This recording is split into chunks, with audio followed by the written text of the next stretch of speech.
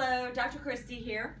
I'm going to be reviewing how to interpret your results of the bioimpedance analysis reading. But first I'm going to tell you a little bit about bioimpedance and what it is. So, bioimpedance analysis is a scientifically validated in-office test that we practitioners use to assess, one, body composition relating to body fat, lean body mass, and extracellular mass. So it divides it into three compartments, okay? Number two, total body hydration, and the percentage of fluids both inside and outside of the cells, which is actually the most important part of the test, and you'll find out why shortly. And thirdly, cellular capacitance, or your cell's ability to hold an electrical charge. So basically what that means is it's giving you or me your health on a cellular level, okay? And we'll talk about the details of that also. First of all, you should all have one of these. It is titled Bioimpedance BIA Analysis Scorecard. Now, unless you're getting an evaluation with me one-on-one, you can just disregard this scorecard part of the form, okay? And I'm going to go ahead and start reading down here and going over this form with you. So, number one, please remember that your results are generally a reflection of your cellular health and metabolism over the last couple of months, okay? So, last couple of months or so. You should always use your first test as a baseline for future improvement or to maintain current good health. So if your first reading, your numbers look really good and you're already super healthy, well, you just want to make sure you maintain that. If your numbers come back and you need some improvement, which usually is the case for everybody, I mean, even the healthiest of us, there's always room for improvement. And you want to use that first reading as a baseline to make sure your diet and exercise program is working, okay? Make sure that, we're losing body fat and not muscle, or make sure we're gaining muscle and not fat, and make sure we're losing some of the excess fluid we might have. But we'll get into the details shortly. Things such as recent acute illness, surgery, certain dental procedures such as having mercury fillings removed or anything extensive, or extreme physical activity such as marathons, long distance cycling, triathlons. All of these things can cause a mild to moderate shift in numbers. So just remember that when you get your results, or be sure to tell me that during your evaluation if that's what you do, okay? All right, so let's go over the one of the first things you're going to see, and that's the fluid and cellular analysis. So we're going to be looking at two things mainly. Actually, it's three, but these two to start, which is one, total body water, and then also intracellular water, which is the most important number you're going to get back. But one of the most valuable pieces of information gained by the BIA, and I'll be referring to bioimpedance analysis from here on out as BIA. So again, one of the most valuable pieces of information gained by BIA testing is the assessment of fluid analysis and distribution. Most people are aware of the importance of being properly hydrated, but achieving proper hydration is much more involved than just drinking plenty of water. And I get this all the time. I hear it all the time. Christy, I'm drinking 2-3 gallons of water a day. There's no way I'm dehydrated. You'll see how you can be, even if you're drinking plenty of water. Also, bear in mind that muscle, when hydrated, is about 73% water, whereas fat is around 10%. So just by having a higher muscle to fat ratio, you're going to be better hydrated, just from that one simple fact. There are two separate components of hydration that must be evaluated. One, total body hydration, or the total amount of fluids that your body is holding. And more importantly, what is termed the fluid shift, or how the fluid is distributed throughout the body. This is measured by looking at intracellular and extracellular fluid levels. So it's only two places that it can be. In fact, it's quite possible to be holding 5, 10, 15, or even more liters of fluid and still be underhydrated at a cellular level. So let's talk about total body water. Now, it's a good rule of thumb, general rule of thumb, to consume 1 ounce of water for every 2 pounds of body weight per day.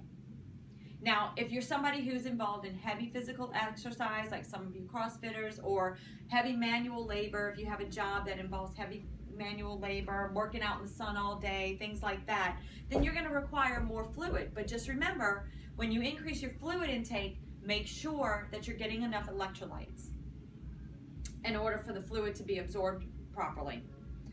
Also, since muscle is 73% water, the more muscle mass that we have on our bodies, the better our total hydration will be. In other words, there's more storage space for that water with the more muscle that we have. Also, this is key, more is not necessarily better, as excessive water consumption can cause a depletion of electrolytes. And that's how, when we're drinking 2-3 gallons of water a day and not getting enough minerals, we can actually deplete our mineral status and dehydrate ourselves that way. So you can be drinking way too much water and still be dehydrated. So let's talk about intracellular water. Now, the most important number you're going to get back, and this is a percentage we're going to look at, okay? Intracellular water percentage. This indicates the nutrition status of the cell and is the most valuable number part of the BIA analysis. Water in the body is located in only 2 places, within the cells and outside the cells. Generally, an increase in intracellular water is associated with increases in anabolic activity, meaning muscle building. So anabolic activity is anabolic activity is associated with improved health. Depending on age, the optimal level for men is 66 to 63% intracellular fluids, and the optimum for women is 60 to 57%. So I'm going to actually explain this next part a little differently than how it's written here on the form, because this part can be a little bit confusing. But basically, when we're looking at our intracellular water, we're looking at a very small range. And that is, for men, it's 55 to 65%. 65 being optimal, meaning you're in good shape, and 55 being that implying that there is a very unhealthy fluid shift. We want to take a look at what's going on and make some changes, because that's not good. For women, the range is also very small. It's from 50 to 60%. 60% being optimal, you're in good shape. 50% meaning, hey, we have to make some changes because we have a very unhealthy fluid shift going on. Our intracellular water percentage, if we're a woman, should be higher than 50. But age does play a part. It is a factor. You know, the older we get, the smaller our percentage might be, okay? So, now moving on. There are a number of factors that determine how the fluid is held intracellular. Some of these things, in other words, what drives intracellular water? What drives that number? What affects it? What do we do in our daily lives that changes that number? We need to know this, because if the numbers come back and they're not where they need to be, if they're lower than they need to be, we need to make some changes. Well, we need to know what to change. So we're going to go over these in detail. Okay, this is important. Well, we already talked about number 1, and that's having adequate muscle mass to store the water, right? So just by adding a couple pounds of muscle to the body can increase your intracellular water, just by increasing the storage space. Of course, adequate total hydration and mineral status. And remember, the primary minerals in the intracellular space are magnesium and potassium. And you would not believe how many people are deficient in magnesium now. Number 3, the food you eat. What do you know? It does have an impact on your health directly. So the types of foods that you eat will impact your intracellular water percentage. Number 4, how well you digest those foods. Because we can be eating all the healthy foods in the world, but if we're not digesting and absorbing them properly, then we're not getting the nutrients we need. And it's not going to have the effect that it needs to have on our intracellular water. So the digestion is very important. how well you absorb it and digest it, I just talked about that, how well your cells are able to take up those nutrients and generate their metabolic functions. We call this assimilation. So we have digestion, we digest the nutrients, we absorb them through the lining of the gut, absorption, and then the cells need to be able to take them up into the intracellular space, and that we call assimilation. So it's all three components, and they're all three very, very important to your intracellular water levels. Number 7, how efficiently the cells are then able to get rid of waste products generated during the metabolic process. So detoxification actually happens on a cellular level. Each and every cell in our body is just like our whole body, takes in nutrients and eliminates waste. Each cell has to do that all day long, all the time. So the efficiency of that process is very important in our intracellular water percentage. And then, of course, how well our detoxification and elimination systems can get rid of those waste products as well. So how well our liver's functioning, our kidney, our skin, our lungs, all of our detoxification organs. How healthy are they and how well are they functioning? These are all things that we want to take a look at if our intracellular water isn't where it needs to be. All right, so even if all of the above are operating correctly, there are things which can cause a shift in fluid from the inside of the cell to the outside of the cell. And these things are, number 1, an acute viral or bacterial illness. So if you've recently had the flu or been sick with something else, that can impact your numbers. A heavy metal or chemical poisoning. Remember earlier we mentioned having your mercury fillings removed. You know, a lot of people go to the dentist and they don't want these silver fillings in their mouth anymore. They're like, take them all out. You know, take these things out. I don't want to look like this anymore. I want the white ones. And they get them all taken out at once. And the dentist doesn't take any special precautions, and they get mercury toxicity. A lot of people are exposed to toxins in the environment when they're working, if they're in a toxic work environment. So that's another thing to consider, where your job is and what you're doing all day. Anything else that the body perceives as a toxic threat. So basically the body is very, very smart. And what it does is it draws fluids from the intracellular space to the outside of the extracellular fluid in order to dilute those toxins. It's a defense mechanism. It's protecting itself. So your body's very, very smart. So all of these things can lower our intracellular water percentage. The water outside of the cell correlates with toxicity. The extracellular space can serve as a storage site for toxicity, as well as fat cells. And I didn't mention this the other day, but I'm going to mention it now. When we store toxins in the body, a lot of times it's stored in our adipose tissue, our fat cells, again, as a defense mechanism to keep it away from our vital organs.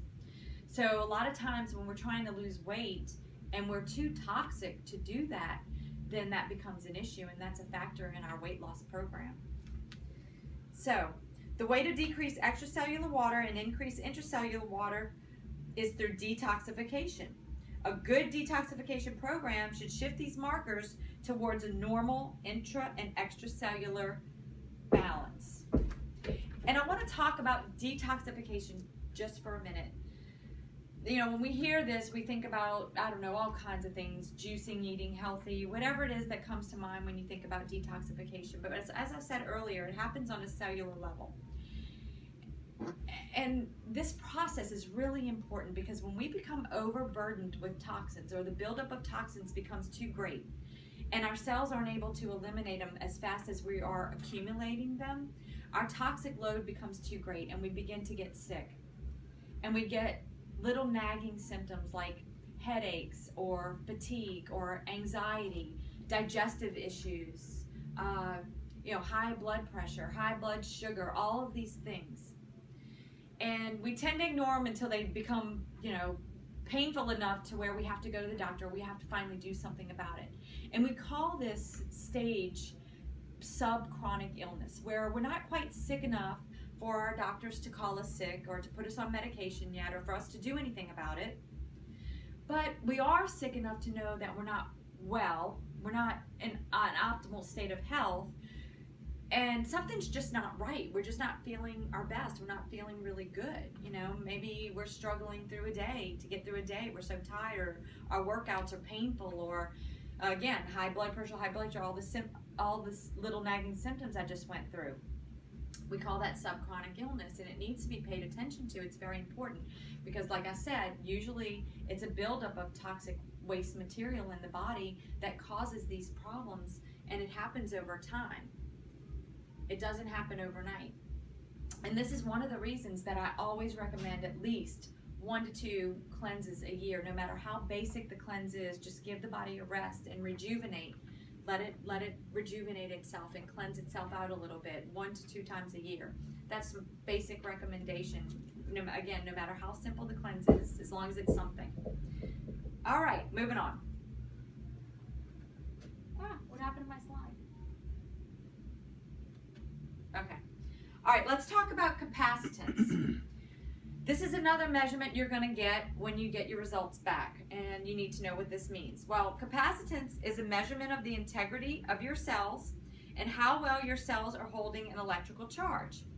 The ability of the cell to hold an electrical charge determines how well they communicate. So our cells, they communicate with one another either electrically or chemically. So this is a very important number to tell you how healthy your cells are. And depending on the health and number of the, electrical capacitance will increase or decrease depending on the health and the number of the cells and the integrity of the cell membrane. So remember, the healthier the cell membrane, the higher your capacitance. All right, so talking about capacitance, I want to show you something real quick, and that is this picture right here. And I know you guys are all probably wondering, what the heck is that? What is that up there? Okay, well, that is a human cell, and that purple border around it, or pink, purple, whatever color that is the cell membrane, like we were just talking about. And this is a cell membrane blown up into 3D, so you can see what it's made of. And I thought this was really important for you to see, because I want you to see how directly your diet impacts your health on a cellular level. So this cell membrane here is made up of things that we can recognize, like fat. That's all this is. All of this stuff up in here is just fats.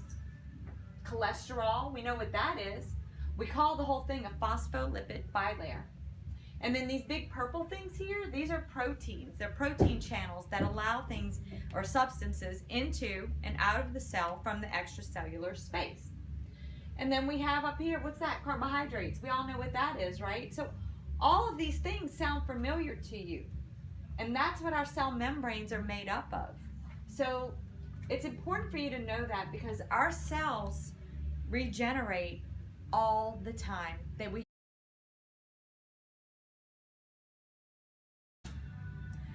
Okay, so why is this important? Why am I showing you this? Well, because every day our cells are constantly dying off and regenerating. We have die-off all the time, and our cells are only going to rebuild and regenerate out of what we give it, what we feed our bodies, what food we supply our bodies with. So garbage in, garbage out. Good stuff in, good stuff out. It's really that simple. All right, so moving on. Capacitance is influenced by several factors. So again, just like what we talked about with intracellular water, we want to talk about what drives capacitance, or what improves or worsens our capacitance. Well, one of the things that that affects our capacitance is the fats and the proteins in your diet. And we just saw why, because that's what the cell membrane is made up of. So it's going to directly affect our capacitance. That's what's going to impact that number. And then, of course, how well you're digesting and absorbing those fats and proteins. A lot of people have difficulty digesting certain proteins. That's where allergies come from. So another thing that affects our capacitance is whether or not you're in a state of muscle building, or an anabolic state, or a state of muscle breakdown, or a catabolic state. And anabolic or catabolic. This is really interesting, because we see a lot of catabolism in patients with, AIDS, cancer, wasting types of diseases, where they're emaciated and they're wasting away. They're slowly just disintegrating from lack of nutrients. Well, and their cells are constantly dying off and they're not able to rebuild fast enough. So they're constantly in a state of muscle breakdown or catabolism. And remember, what we talked about earlier is an anabolic state is associated with health, right? A healthy state. And that's called muscle building. So this is where some of you athletes can actually see how overtrained you might be. You know, if you're in a state of constantly breaking down your muscles and the cells are constantly dying off before we can restore and rebuild them, before we can recovery, that's what we as athletes know as recovery, right? We can tell from this test how well we're recovering from our workouts. So that's one thing you might want to consider if you're an athlete, or, training really, really hard, if your capacitance doesn't come back where it needs to be, if you're otherwise healthy. All right? So what can we do to increase our capacitance? Well, we can increase our capacitance by eating healthy fats, good fats like omega-3 fatty acids found in cold water fish, nuts and seeds, cold water fish like salmon, cod, sardines, nuts and seeds that are high in good fats like walnuts, macadamia nuts, hemp seeds, chia seeds, flax seeds. All of these things are high in omega-3 fats, omega-3 fatty acids. And then, of course, there's fish oil supplementation that you can take. And unfortunately, our food supply has been depleted of omega-3s.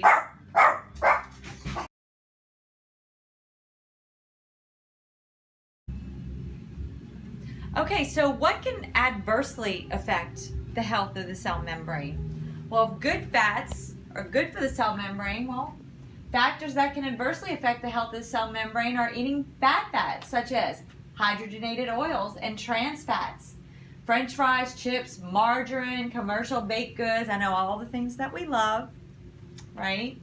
But, these things really do contain some bad stuff, and we want to stay away from it. So if your capacitance isn't where it needs to be, we want to consider how much of this we might be eating. I know a lot of us have heard about trans fats. It's been exposed. So I don't want you to think that it's no longer in the food just because it's been exposed. There's loopholes, and they get through that. It's still in the food. You have to really, really be careful with what you're putting into your body.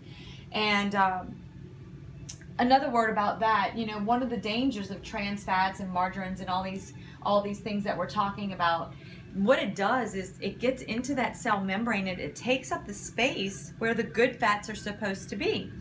And when that happens, it makes the cell more rigid and less fluid and able to move around. And that's when we start to get things like clogged arteries and heart disease and other things of that nature. So, all right. Phase angle. This is going to be another measurement. Oh, and let me back up for just 1 second.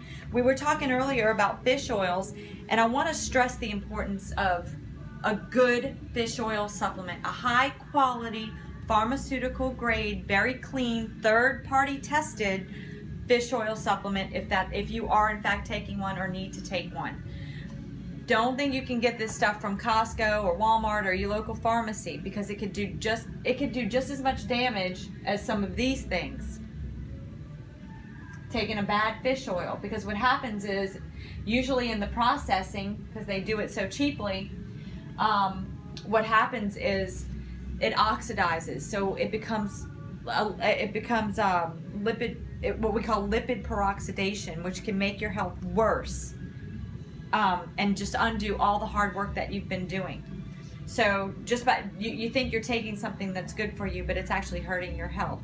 So anyway, consider that when you're purchasing a fish oil supplement. All right.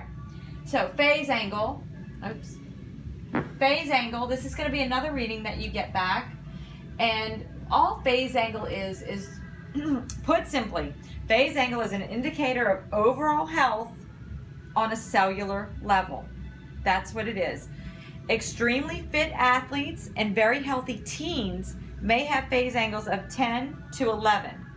Raw vegetables have a phase angle of around 45, but after cooking them, that level goes to 0. So, another thing about phase angle is these markers have been published in the literature as the leading indicator of survival for patients with kidney disease, cancer, and AIDS. That's how important this number is. That's how legit this number is, this test is. A decrease in phase angle after detox can happen if there's still a need for further detoxification and support, but a continual decline is associated with failing health. Remember how I told you they can tell the prognosis of those patients who are wasting. An increase in phase angle is what we expect to see as your capacitance and fluid shift improve. So basically what happens with phase angle is it takes into consideration your capacitance and your fluid shift, and the software computes the phase angle. That's what that number comes from, evaluating those two other parts of the test, capacitance and fluid shift. So if your phase angle isn't quite where it needs to be, if we need some improvement there, well, we want to look at what's wrong. Maybe it has to do with the cell membrane and capacitance, or maybe it has to do with an unhealthy fluid shift. Maybe our fluid is outside of our cells in the extracellular space rather than intracellular water, right? Okay. And then lastly, what everybody wants to know, how fat am I? How skinny am I? Tell me my body fat percentage, right? This is what everybody really wants to know. So we're going to talk about it, because this is a very valid and important part of the test. But remember, I told you it breaks your body composition down into 3 compartments, and that's 1, body cell mass, or BCM, and that is all of your metabolically active tissue. All of your metabolically active tissue. That includes your organs and all your muscle mass. Then we have our fat mass, which all of you know what that is, right? The body fat. And then we have extracellular mass, which is everything else. So extracellular mass is our bones, our ligaments, cartilage, and our fluids. Our fluids are also included in extracellular mass. So if we're holding an extra 2 to 3 to 4 liters of fluid, that's considered extracellular mass. So, and then also basal metabolic rate. Now this is just your, I'm sorry, let me back up for a second and talk about extracellular mass, because there's some other things that can show up as extracellular mass. And that is, if you're a female and you have breast implants, that's something that can show up as extracellular mass, because it's not metabolically active tissue, but it's not fat either. So it's extracellular mass. Big fibroids, like uterine fibroids and things of that nature, can also show up as extracellular mass. And then something else that nobody wants to talk about, but I'm going to talk about it, is your poop. If you're full of poop up in there, that can also show up as extracellular mass. I don't know if you guys remember when John Wayne and Elvis passed, they found 30 to 40 pounds of impacted fecal matter in their intestines when they passed on, and that was a big deal. So that shows up as extracellular mass. And talk about losing weight, by the way. All right, so, and then basal metabolic rate. This is just your metabolic rate at rest. It doesn't mean that's how many calories you should eat every day. It's just a baseline for you to consider into all the variables that play into how much you should eat every day. It's just one of the variables, because there are a lot of them that actually determine how much we should eat every day. So it gives you your basal metabolic rate. And you do want to look at it and have that as a baseline. So let me see if I missed anything here. That's okay. We'll just keep going. All right. So talking about body cell mass again, and your active tissue, your muscle and your organs. I want to mention this. Tufts University concluded that muscle mass was the top biological marker of healthy aging. To increase lean muscle tissue, proper levels of protein with good digestion, remember we talked about protein and digestion, is critical. This, along with exercise, will increase your muscle mass and thus decrease your biological age. Remember, muscle burns calories while fat just hangs around. Increasing your lean muscle mass will increase your basal metabolic rate and help you to burn more fat. Okay, so that's an important thing to remember. Just by adding muscle on the body, we can lose fat that way. And then talking about percentage of body fat, your fat mass. This includes the intestinal fat between the organs also. So it's not like the caliper test where it just tests the fat between your skin and your muscle, your subcutaneous fat. This is all the fat in the body, your intramuscular fat, your fat that surrounds the organs. It's all the fat in the body, so it's actually much more accurate than any caliper. And then also want to mention this. Every time, oh, wait a second. It's interesting to note, here we go, that more and more skinny people are actually becoming high in body fat. This can be due to high glycemic carbohydrates in the diet, like bread, pasta, soda, high fructose corn syrup, white potatoes, rice, fruit juices, etc. Every time carbohydrates are consumed, insulin is released to force sugars out of the blood and into the cells. So the higher the total carbohydrates, the higher the glycemic index, the more insulin we have in our blood, which is very unhealthy, by the way. Insulin not only causes sugar to enter the cells, but also triggers the storage of fat. Eventually, many individuals develop insulin resistance or type 2 diabetes if this process goes on long enough. Okay, so I just want to mention that when we talk about fat mass. Now, one last thing that I want to mention is total scale weight is not as important as how the weight you carry is distributed in these 3 body compartments. You know, usually I tell my clients, just throw that scale away because it's so misleading. It doesn't really matter how much you weigh in total. I mean, it does. It matters. It's a variable. It's a factor. But what's more important? Your muscle mass, your fat percentage, you know, knowing where all of the weight is distributed, because that's really what determines your overall health. Okay, so total scale weight, not nearly as important. It's good to know, but, you know, just to know.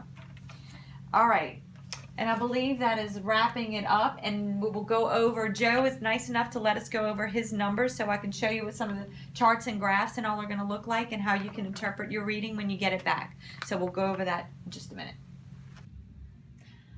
I want to quickly mention why it's so important to do this test when we begin a new diet or a new exercise regimen or both. The reason it's so important is because we want to make sure that our plan is working, that we're not under eating and actually losing muscle. And then, you know, later on when we put our weight back on, we gain more fat because our basal metabolic rate has now decreased due to the loss of muscle. And then if we're trying to build muscle, we want to make sure that we're actually building muscle and not gaining fat in the process. So this test is going to tell us that, whether we're losing fat, muscle, or both, or fluid. If we're losing a lot of that fluid that's outside of the cells and shedding a lot of that. So, you know, it's not atypical for you to go on a diet and when you're trying to lose a lot of fat, to lose a little bit of muscle. But we don't want to lose too much muscle. We don't want to lose an equal amount of muscle or more muscle than we are fat, because that will pose a problem later on down the line. We will put our weight back on. That's an unhealthy weight loss plan. So we want to make sure that our diet's working and that our exercise regimen's working, that we're not overtraining and losing muscle, or that maybe we're not training enough. So we want to make sure we're not under muscled. And this test, we get a baseline in the beginning and then check it again to determine, after we begin our diet or our exercise regimen or both, when we check it again, we know whether or not it's working and what we need to change. So that's the importance of doing this test, and why anyone who's beginning a new regimen should monitor it with something like bioimpedance analysis.